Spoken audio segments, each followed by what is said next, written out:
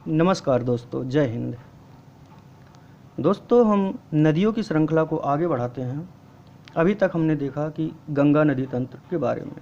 अब हम ब्रह्मपुत्र नदी तंत्र के बारे में जानने की कोशिश करेंगे कि कहाँ से निकलती है, भारत में कहाँ पर प्रवेश करती है, इसकी सहायक नदियाँ कौन सी हैं, भारत में किन किन राज्यों से होकर जाती हैं, इसकी सबसे बड़ी सहायक नदी कौन सी है, इन सब के बारे में हम बात करते हैं। चलते हैं, देखते हैं कहाँ से निकलती है नदियाँ।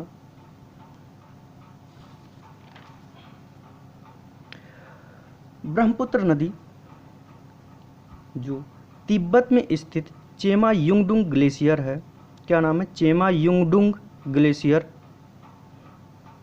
वहीं से निकलती है और अरुणाचल प्रदेश में प्रवेश करती है।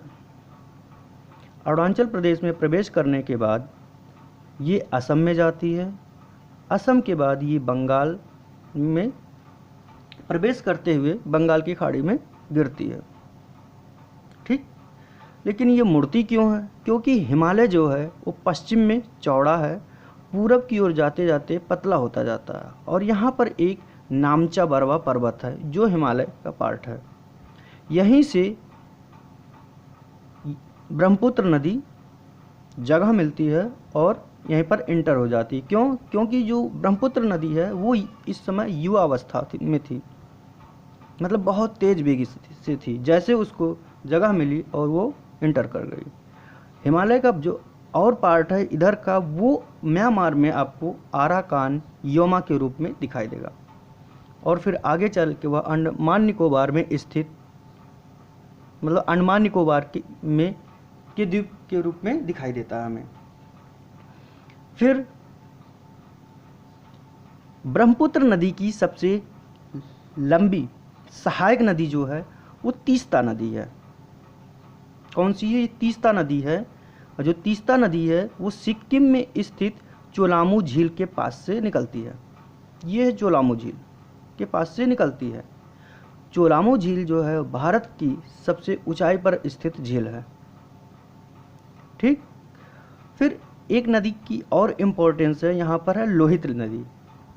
लोहित नदी जो है वो लाल मिट्टी को काटते हुए आती है तीव्र वेग से और अरुणाचल प्रदेश में प्रवेश करती है। अरुणाचल प्रदेश में ब्रह्मपुत्र से आकर मिलती है। इसीलिए लोहित नदी को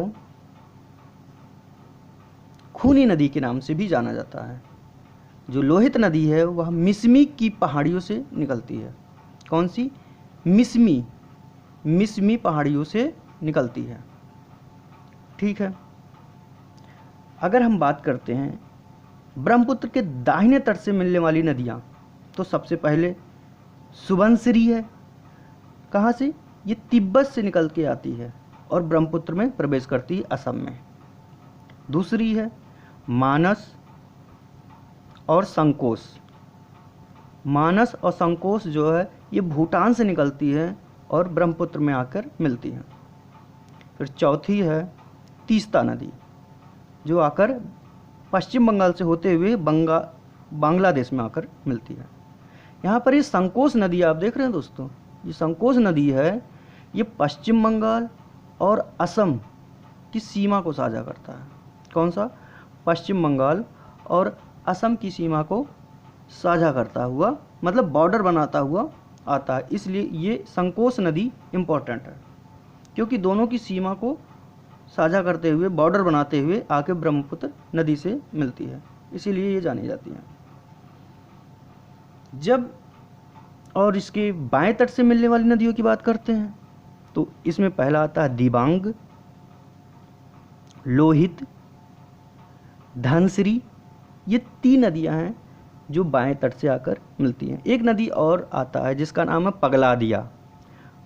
पगलादिया। ठीक है, याद रखिएगा आप लोग। तो दिबांग, लोहित और धनसिरी इंपॉर्टेंट है, इसीलिए मैंने इसको लिया। फिर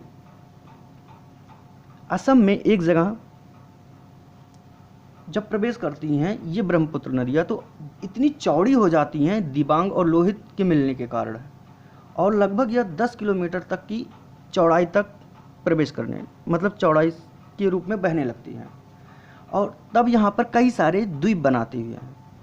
तो यहाँ पर सबसे बड़ा जो द्वीप बनाती है ब्रह्मपुत्र नदी वो है माजुली द्वीप, यानी विश्व का सबसे बड़ा नदीय द्वीप, विश्व का सबसे बड़ा नदीय द्वीप माजुली द्वीप है। क्यों? क्योंकि यह नदी के द्वारा बनाई हुई है, इसीलिए हम नदीय द्वीप कह रहे हैं। और यहाँ माजुली द्वीप पर सबसे ज़्यादा चावल का उत्पादन होता है, यहाँ का मुख्य फसल ही चावल है। और अगर द्वीप की मैं बात कर रहा हूँ तो विश्व का सबसे बड़ा द्वीप जो है वो ग्रीनलैंड है। और सबसे छोटा महाद्वीपीय द्वीप की बात करता हूँ, कौन सा सबसे छोटा महाद्वीपीय द्वीप की बात करता हूँ तो वो हमारा ऑस्ट्रेलिया है। ठीक, फिर ये हमारा बांग्लादेश में प्रवेश करती है, बांग्लादेश में प्रवेश करती है तब इसका नाम जमुना होता है। तो आओ नाम पे चर्चा कर लेते हैं कि क्या नाम पड़ता है, फिर इसके बारे बात करते हैं। तो जब तिब्बत से निकलती है तो तिब्बत में पूरा यहाँ तक नाम क्या होता है, सांगपो या सांपू भी कहते हैं इसे, सांगपो या सांपू कहते हैं। फिर अरुणाचल प्रदेश में आता है, अरुणाचल प्रदेश में इसका नाम दिहांग होता है दोस्तों। क्या नाम होता है ये, दिहांग या सियांग, दिहांग या सियांग होता है। जब असम में प्रवेश करती है तो पूरे असम एरिया को, पूरे असम में ब्रह्मपुत्र के नाम से जानी जाती है। लेकिन जब बांग्लादेश में प्रवेश करती है तब इसका नाम जमुना हो जाता है। ठीक, जमुना हो जाता है। तो बांग्लादेश के बारे में समझ लें। वैसे गंगा नदी तंत्र में हमने देखा था कि इधर से जब गंगा की एक दो धाराएं थी, भागीरथी, गंगा की एक भागीरथी थी, एक हुगली थी। तो भागीरथी जब प्रवेश करती थी तब इसका नाम पद्मा होता था। गंगा की दूसरी धारा थी कौन सी, भागीरथी, तो उसका नाम पद्मा होता था। जब पद्मा और जमुना आपस में मिलती है तो पद्मा की धारा बनाती थी। और इधर से मेघना या बराक नदी, कौन सी, मेघना या बराक नदी आकर मिलती थी तो मेघना की धारा बनाते हुए बंगाल की खाड़ी में आकर गिरती थी और विश्व का सबसे बड़ा सुंदरबन का डेल्टा बनाती थी। कौन सा, सुंदरबन का, सुंदर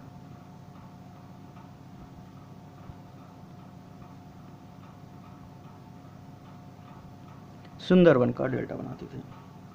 अब असम में बात करें, अरुणाचल प्रदेश के सदिया से लेकर असम के डुबरी तक, अरुणाचल प्रदेश के सदिया से लेकर असम के डुबरी तक का क्षेत्र जो है असम मैदान के नाम से जाना भी जाता है। क्यों? क्योंकि यहाँ पर उर्वरा क्षेत्र पाया जाता है, क्योंकि नदियों से जो आई होती है कछारी मिट्टी, कछारी या अपरदन की होती है, उसमें उर्वरता ज़्यादा होती है, इसलिए इसे असम का मैदान भी कहते हैं। ठीक, और इस पर थोड़ा सा अगर हम बात करते हैं, अभी हाल फिलहाल में इस पर कुछ बांध बनाए गए हैं, बांध कह सकते हैं या पुल कह सकते हैं, बड़े बड़े। तो उसमें पहला है भूपेन हजारिका, तो भारत का सबसे लंबा सड़क पुल, भारत का सबसे लंबा सड़क पुल है जो असम में धौला से लेकर अरुणाचल प्रदेश के सदिया तक, वो बना है लोहित नदी पर। लोहित नदी को हम खूनी नदी के नाम से भी जानते थे। ये टोटल 9.15 किलोमीटर का है। ठीक है दोस्तों, दूसरा जो बोगी पुल है वो हमारा भारत का सबसे लंबा सड़क रेल पुल है, अर्थात नीचे आपका ट्रेन चलेगा, ऊपर आपका मार्ग होगा, सड़क मार्ग। ठीक है, ये कहाँ पर है, ये असम और अरुणाचल प्रदेश के बीच में है और ब्रह्मपुत्र नदी पर बना है। तो इन सब के बारे में हमने देखने की कोशिश की और कुछ समझने की कोशिश की। हम देखते हैं कि भारत में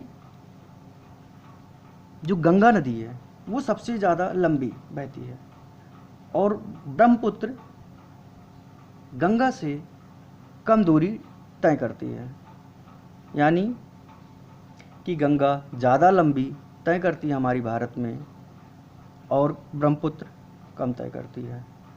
लंबाई की दृष्टि से देखा जाए तो हमारी जो ब्रह्मपुत्र नदी है उसकी लंबाई 2900 किलोमीटर है। कितनी है? 2900 किलोमीटर के आसपास है। उसके बाद गंगा की बात करते हैं तो टोटल लंबाई 2525 किलोमीटर है। तो इन सब के बारे में हमने जानने की कोशिश की। हाँ, एक चीज़ और, तिब्बत में नाम तो सांगपो था, लेकिन जब चीन ने इस तिब्बत को अपने कब्जे में ले लिया तब चीन ने एक अपना नाम दिया। उस ब्रह्मपुत्र का नाम यांगलू त्सांग ये बोला जाता वहाँ पर। तो इंटरनेशनल के नाम पर तो देखा जाता है तो यांगलू त्सांग या ब्रह्मपुत्र, इन दोनों के नाम से इस नदी को जानते हैं।